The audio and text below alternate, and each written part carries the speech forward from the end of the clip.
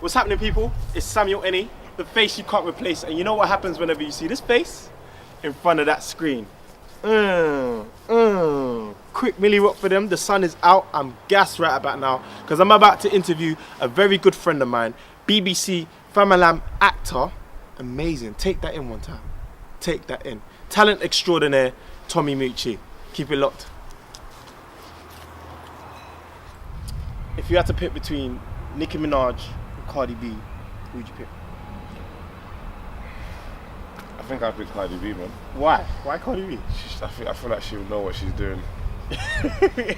What, in music or in the bedroom? Whichever way you want to take it. She just looks like she knows what she's doing and she knows what she wants in it. Yeah? Nicki Minaj, like, there's a bit of things are drooping off. Have you heard like the latest song with Cardi B, Nicki Minaj and Quavo all on the same song? I thought it was dead. Was it Motorsport? Yeah. Yeah, I think it was dead. You thought it was dead? Yeah. But Nicki spun Cardi on that track, you know? She did. I heard it was the other way around. What? Who said that? Whoever said that don't know music. I saw it on Twitter. Is it? And I listened to it and I was like, Nah, the whole thing is dead. No way. No way. I even agreed because when Cosmic, DJ Cosmic, Captain Conan's DJ, when he put it up, I was like, yeah, because obviously Nicki fucked up the flow. She messed it up. Like, wow, Cardi was a bit crazy on that. How your first track with Nicki Minaj? You're not going to try to spin her?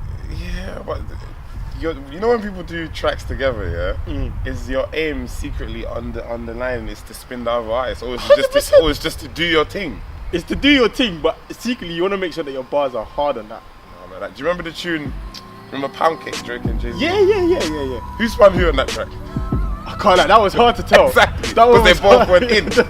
It's not. Yeah, I'm gonna do Jay-Z today. It's not. Well, that's what the industry is now. Yeah, that's how it goes. How you been though? You good? I'm blessed, man. I'm blessed. Let's get straight into it. BBC Famalam.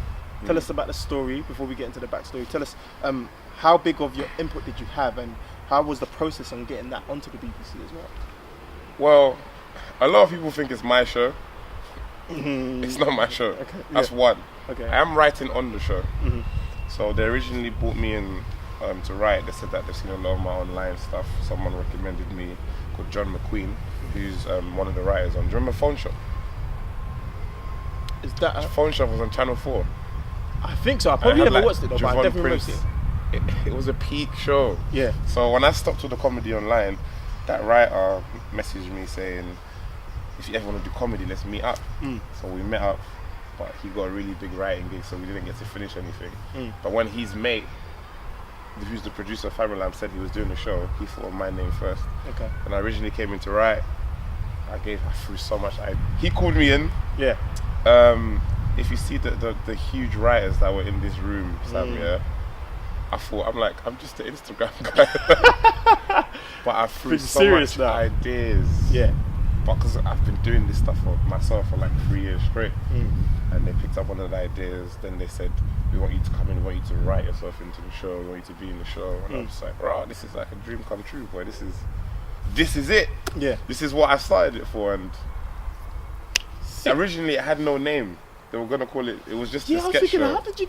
How did that even come about? Because that's not even a normal name. That's not even in the dictionary. Fam. Yeah, but with these shows, you want to give it a name that rolls off the tongue easily. Like Famalam. Did you watch Famalam yesterday? Like, it's much easier to say. I think the producer had a eureka moment. I think we were making. So one of the skits is a song. Yeah. So when they were rapping, I think someone used the word Famalam and was like, that's the name of the show. And we just went off on that, and it did really well, man. The casting was good though. All black. Everyone was funny. All black. Everyone was funny. I feel like everyone was funny, especially the big guy. What's his name? The big guy. Samson. Yeah, he's peak. Sorry, Samson, if I forgot your name, but yes, Samson, funny guy, man. He's peak. Yeah, he's from Peckham as well, so that meant a lot to me. He was kind of like my uncle.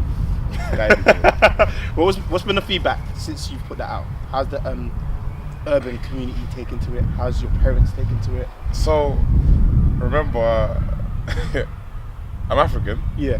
So for a long time, my dad thought I was just doing videos in Peckham, wasting my life. Yeah. So I think this was the one that showed him, oh damn, this works. This is real. Yeah. So that was him sorted. And then in terms of the reception, bro, we were number one trending on Twitter. It went #Famalam, #Martial, bro. Do you know how nuts that was for us? Like, and the fact that I was like, I still had like people supporting, even though I've been out for so long. And that it was lovely seeing everyone like. You wasn't out though. You still didn't work, but you just wasn't as public. Yeah, I wasn't as public, but bro, there was a lot of hate as well. Because with anything anyway, they were like, "Oh, why is some white people were like, why is it all black cast?" When we've been watching exactly white, like predominantly white shows for so long. But the minute there's an all black cast, there's a problem. So you know, it was groundbreaking, man. The show's gonna be groundbreaking. So, is there gonna be a Famalam too? So he looked at me dead in my face, you know. He was like, "Sam." So what everyone watched in September was the pilot. Yeah. I can't tell you if there's gonna be a series or not, but I can tell you it's very likely that there's gonna be a show. Okay, cool. But it's gonna be good. Do you know what was so interesting about Famalam? Yeah, it's something that I could see in theatre. Theatre? Yeah, 100%. It's something I could fully see in theatre. What do you think? Because you see it. Oh, the set changes. That's gonna be too nuts. But I think it'll be really, really funny in theatre as well. You never know, you know. The producers are gonna watch this and then they're gonna. You never know. It's an idea there. You never know. What, executive producer? Well, if my name has to be there, then why not, innit? Why not? Yeah. It's cold, Sam. I am freezing. Good. I'm glad you know. It's good. Because we're sitting in the shade right now, yeah. It's supposed to be sunny out, but there's this big building behind us that's just blocking out all the sun. But we still got to get things done at the end of the day. We're going to move on from Famalam. We're going to get back to that. One of my next questions is obviously how you started. So 2014, you started on Channel 4 series called Random Acts. How was that, and how was the transition for you? What role was you playing at that time? So that was my first ever casting of anything. Debut. So firstly, looking back on it, I think I was a really trash actor at that time. I had no drama school, no nothing. I don't even know how the director even chose me. It's a director called Rankin. He's also one of I think he's the #1 photographer in the UK. Serious? You should check out Rankin. He's peak. And he's done everything from the Queen to Jay-Z, everything. And I remember I was so excited. I went in there. You must have been debut. Yeah, but it was like I didn't get to watch it on TV. It came on at like midnight. Someone saw it and said, "Rah, I think I just saw Tommy on TV." A loose tweet. I probably could not have seen that tweet. And I did it with a guy called Xavier Russell. Do you remember the kid from Top Boy that got thrown off the block? Yeah. So I did it with him. So he's actually a friend. Is it? Yeah, he's actually a friend. I haven't seen him in time. Yeah. Yeah, man, it was a good experience. He filmed his scene like 50 times because he had to do some bike thing, so I felt sorry for him, and it was cold. Like now, probably even colder. But that just showed me a glimpse of now. Yeah. But ages ago. So yeah, shortly after that, 2016, you did an online series with Emmy Award winner Stephanie Lang. That was peak. How was that? Did you just have one episode in there? Yeah, so you know, she's so big, yeah. So she's the producer of a show called Veep. Yeah. In America, like that. The amount of Emmys and Golden Globes that show has won is unbelievable. So she's so up here that her daughter said she was going out with her daughter, and her daughter said, "Wait, mommy, I have to put my pretty on." And she ran back in the house and put lipstick on. You see, put your pretty on, PYPO. She created a whole network based on that. A whole was that series. Targeted just at females? Just at females, because she saw her daughter, and she hollered at a female director called Destiny Carragher, who is a BAFTA Breakthrough Brit. And Destiny said, "Hey, why don't you pick Tom for this series?" And I she just emailed me and said, "This is the script. We'd love to have you in it. Here's the address." So no audition. Was that shot? Was that shot in London? It was in London. Where in London? It was in Holloway. Swear God. It was in Holloway in some really nice flashy house. But it was really funny. There was no no lines, no anything. It was almost like one of the skits that I used to do. Okay, and it was easy. You got thrown in. Yeah, but it's a good credit to have. Just if I ever want to contact her, I was like, hey, do you remember me? I've done a lot more work since then. Have you got anything coming up? That's how these things work. When you work with a certain director, you keep them in your contact in your spreadsheet for the future. Do you ever think you're capable of winning an Emmy or a Golden Globe or even an Oscar? Now, you started this early in your career. Do them thoughts kind of come to your mind at all? Do you know what? Yeah. Because think about it. If you think about it, BAFTA is on my list. Yeah. 100%. Can't even talk about Famalam. You could drop some bits. All I'm saying is, I think if Famalam gets a series, yeah, it's gonna win. It's gonna get nominated for BAFTA 100%. 100%. So I think it could come really early. But all of that stuff is possible. You don't really do it for the accolades. You don't really do it for the. I do it because I feel like that's what I'm giving. That's what God created me to do. To give. I feel like by the end of my life, I should have used everything. I've emptied myself. I've given everything. So the awards is just a bonus. It's just so that they can pay you more. It's like, oh, if you want Tom, you have to pay a bit more now because he's got a BAFTA. It's not really that much. Where do you draw inspiration from in terms of like the British culture? Because obviously we had Desmond's, we've had obviously Chewing Gum, that's more present. The director of Chewing Gum is directing Famalam. Okay. Tom Moutchi. Okay. Sorry, Michaela Cole, I didn't know, but yeah, now I do. So so I can understand the parody and what he wants to do with things now. Would you say that that's kind of a lane you want to go into more, or do you feel like you can branch out and do more serious? Oh, no, 100%. I remember I ran away from comedy, and one of my bros said, you just look at Will Smith and look the change, the same structure that he used, and he just flipped one day and then he took it seriously. It's possible, someone's done it. So, but don't neglect your strong point, because it will get you there. You have your own power and affluence and influence, and you can switch it back.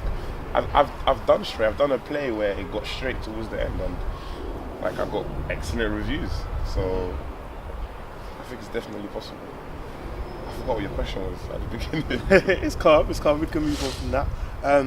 I got two questions on. Actually, one question is on dating back to Famalam. Yeah. Roxanne Sternberg. What's the MO, bro? Don't leave me hanging, my brother. What is the MO? All I'm saying is I've met her boyfriend. Oh, so, okay, like that. You're gonna do man like that. She's a very beautiful woman. She's one of the most loveliest ladies on set. She's just. Why are you talking to me like, yeah, I'm not your boyfriend? Listen, bro. She's gone. She's on her way to marriage, innit? Yeah. Like it's done, and I have to try. He's patterned. It's patterned, yeah. Patterned. Like, just forget about it. Trust me. Just love her from TV, bro. I'm telling you, it's done. All right, cool. Another question that I wanted to ask.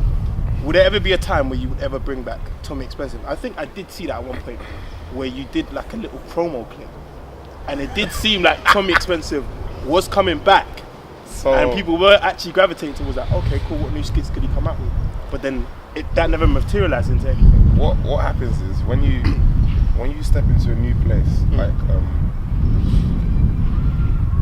and you're quite unsure of what's gonna happen next. You tend to go back to what you're comfortable with. Okay. So when I came out of drama school, there was no Famalam, there was no theatre. I was like, what the hell am I going to do?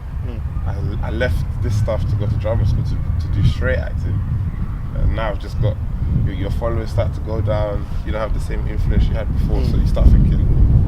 And I remember looking at Coyote, and Coyote did online, then YouTube, then BAFTA Breakthrough Brit, and BBC. So I'm like, okay, maybe if we take it to YouTube, I think we're good. I think we've got something. So why don't we do that? But that's why they say there's one phrase, yeah. Man makes plans and God laughs. Because I made my own plan. I said I'm going to do this, and this is what's going to happen. As soon as I did it, BBC came out of nowhere, Faye came out of nowhere. I didn't even have time to even do it. So up till now, people are still coming on that video saying, it's been 1 year, where are my videos? But bruv, we was gonna come back, but it's just, now, it looks nuts to go back onto Instagram. Like with the stuff that's coming, it wouldn't make sense. What is coming? What is coming for Tommy now for the rest of 2017 and 2018? What is coming? This year, I've done a theatre show, I've done a TV show, I've done a Hollywood film. This year? Yeah. The Hollywood film is not out yet, is it? Nah, in the Hollywood film, my scene is with an Oscar-winning actress. That's all he's trying to give me. He's not even trying to give me nothing more than that. It's just an Oscar-winning actress. I can show you the picture. Okay. And we can, but I just can't. I'm not allowed. Yeah. NDAs. I understand. But it's been a very good year, and you know, with theatre, I managed to get a very big agent. Mr. Bean is on my agency. Like it's serious. it's proper. Hey, I grew up on Mr. Bean. Mr. We Bean, all grew up on Mr. Bean, and it was just the way God is taking me to these places. Yeah. And I remember being in uni saying I want to get into acting. I don't know what to do, and I just listened to the ideas that came to my head, and I didn't stop myself. So that's my thing. Is like when God said that I've created you in my image. So when we create, that's him the same way he creates. I was speaking these things into existence. I was like, I want 1 million views, I work towards that, I got it. I want 10 million views, I work towards that, I got it. And then the whole point of, it's like in seasons. You go through the dark bits where no one's there, and you're a seed, you're underground, no one sees you, it's dark, it's cold, but then you're growing your roots below. So when I create, it's just, bruv, anything I hear in my head. So this is going back to you saying, where do I draw inspiration from? Yeah. Sometimes I just get on buses and just listen to people. Do you know how funny people are in the UK? Just the funniest thing on this earth are YouTube comments. Like YouTube comments, walking down Peckham, hearing the different conversations that walk past you. I'm like, wow, this would be sick. What if we just do this? The way God gives me things, it's like it just drops all at once. So even when we used to do videos, we'll be sitting there, we'll link up to do videos with no ideas, and we'll be sitting there and I'll be like, okay, do this, and here's the camera. And that's literally how we did it, because unless we've had ideas that we've written down, and bruv, I can't explain it to you. So anyone listening, bruv, it's in yourself. It's in yourself. It's not, you're not gonna find it in anyone else. You're not gonna find it in any writers, any producers, any directors. It's in yourself, bruv. Sick. I think last two questions before we get into the game. This one I wanted to know, Connor, from your perspective. This year has been amazing. I feel a lot for even actors per se. Yeah, 100%. So we've got the new Star Wars coming out. Yeah. And then obviously we've had Snowfall that's come out, and that's kind of took Dabson more than what he is now. And then that's crazy. I used to do videos with Dabson. Can you see how God works, man? Bro, there's a movement. You see 2018, yeah? There's gonna be this shift. No one's gonna expect it. I'm telling you, it's gonna be amazing. Michael Dapper this year as well. Absolutely incredible. The thing about Dapper, yeah, so I'm not surprised, because we go to the same church. The way this guy prays and the energy, the zeal he has, I knew that something big was coming for him. Yeah. So nothing is really surprising me anymore, and it's only gonna get higher for him. Are you saying I need to go back to church? Bruv, you gotta go back to God. Because if you think about it, yeah, this success and everything you claim, even if you don't believe in God, if you look around, if you just look where you are, yeah, if you don't believe there's some sort of higher power that is for you, it doesn't make any sense. Why the hell are you here? What is this? What happens after? Tap in, bro. This Donny's real, and he's busting man out here. It's like me telling you, there's someone out here with like £1 trillion, and he's out to give peace, and you don't want no peace, and he's giving it for free just because he loves you. So, bro, me, once I tapped into God, that's when everything just bust for me. The minute I was doing it by myself, you struggle, bro. Calm. So we've got the lowdown on how your 2017 has been. You're not bringing back Tommy Expensive, so we know that for sure. Bruv, you see, you're not really saying no, but you're saying it wouldn't make sense. It won't come back as Tommy Expensive. If I was to do something, it won't be on Instagram. Yeah, it'll be for TV. Like I'm writing, you know, and because now you're in a room where you can talk to the BBC executives. Before, I don't even know their names. So why am I going to go back on Instagram when I can take that content, write it in a script form and send it to them and potentially have a TV show where I'm the writer and I'm acting in it? Come on, man. This is how you know we're really in the hood, you know. I told you. We're flipping Manor House, bro. But it's good though, we ain't heard that all the way through the interview, so it's calm. I love Manor House. Just never know, innit? This is how we start. We're gonna look back on this interview and actually see like, wow, we've come a long way. So yeah, you've got that now. You've got your focus. I've always seen you being focused anyway. Especially people that may not know of your history. So we see what you kind of want to show us in public. But I remember, if you remember 2 years ago Christmas, we did a sort of similar thing at Christmas time, and you was going through something that was there. Not many people know that. Was that at that point?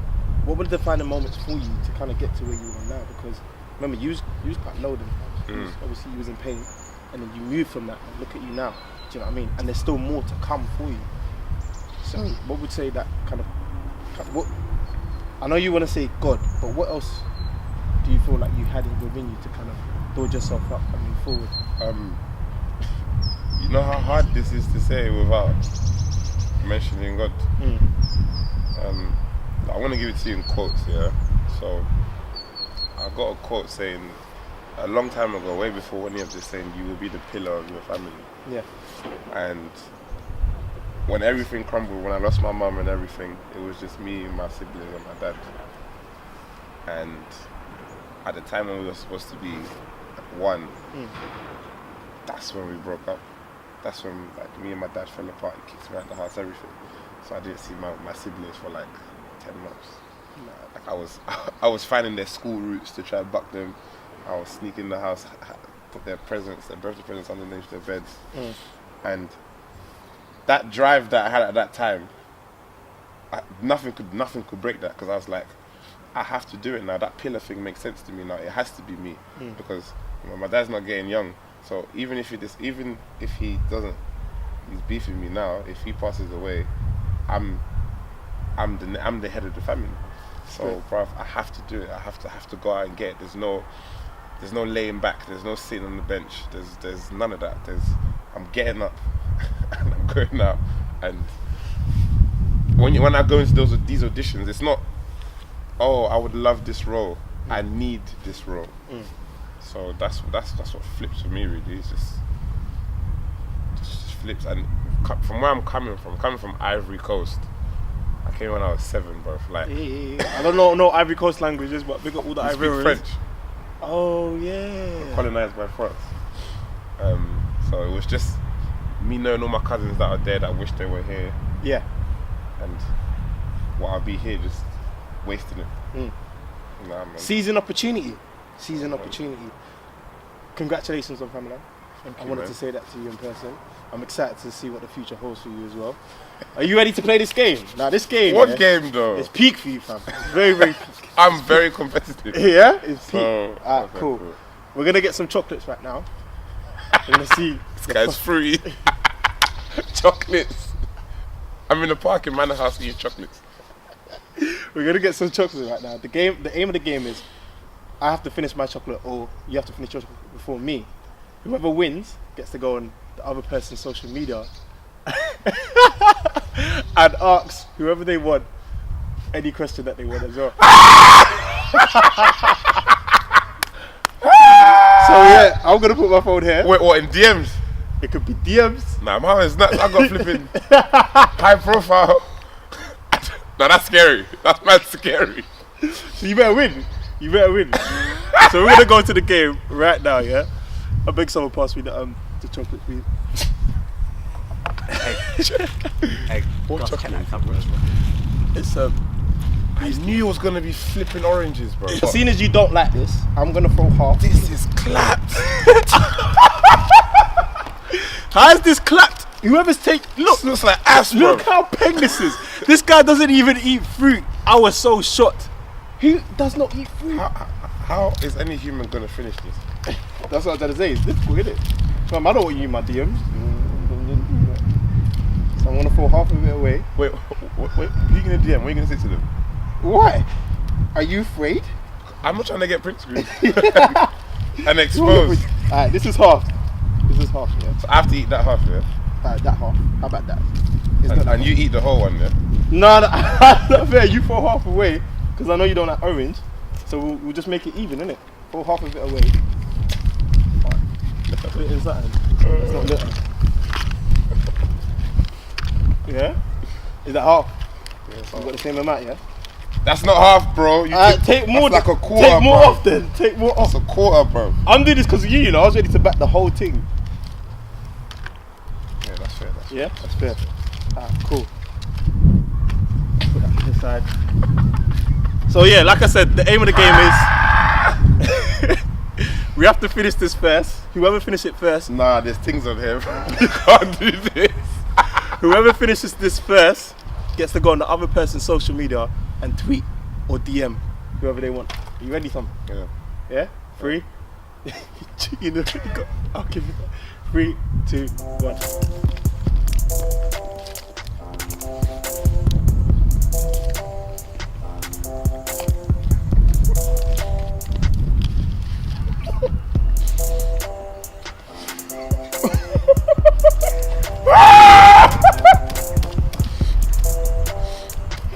He doesn't like orange. It's not bad.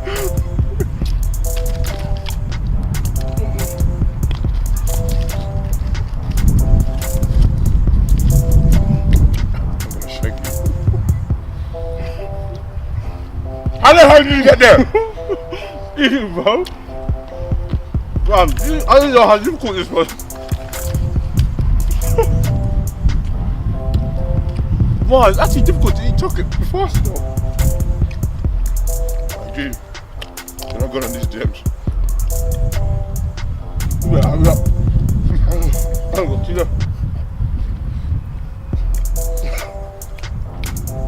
It's orange and chocolate.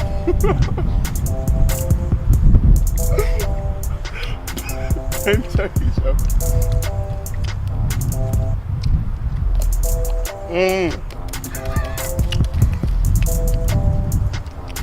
Come on, you're finished, man. You're pissed.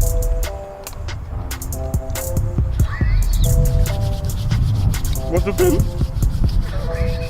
What's the pin of what, bro? It's a mama.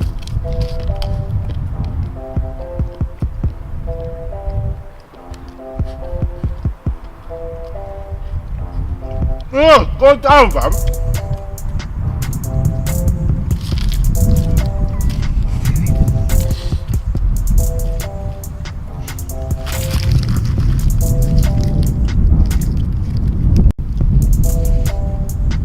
Done. Give me your phone! Give me your flipping phone! Unlock that shit! Unlock that shit!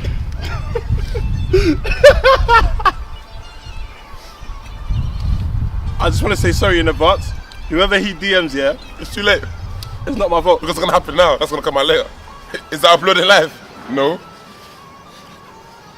Alright. Be easy, fam. Be easy, fam. Not too much. Who's Miss Lovemore, bro? I don't know who's this. Ooh, Miss Lovemore. Ex-prison officer. Presenter. Argos TV. I need to shake it, son. Ooh, Sarah Wusu. Ooh, she does jackets and that. Fam, be easy with that one. I should just write, the jackets are dead. You're finished. Fam, You're finished. easy. Nah, I'm joking. I know Sarah, so I'll allow you. Exactly. That's family right there. Shani loves your sister in arms.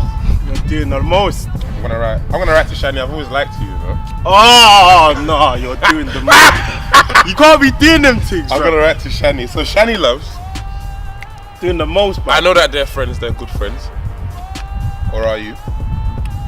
And I'm gonna tell her how you really feel about her, and that right now you're attaching yourself to her picture.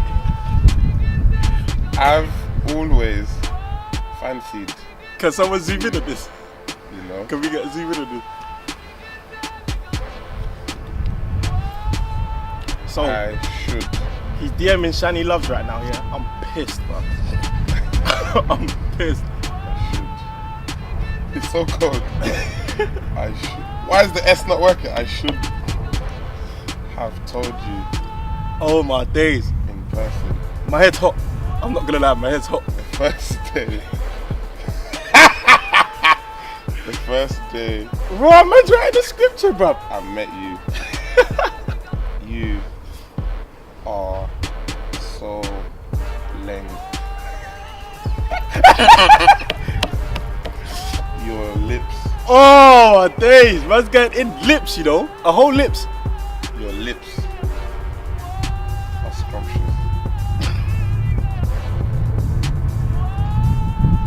I wish I was I'm pissed. magazine so I can be with you forever. Forever.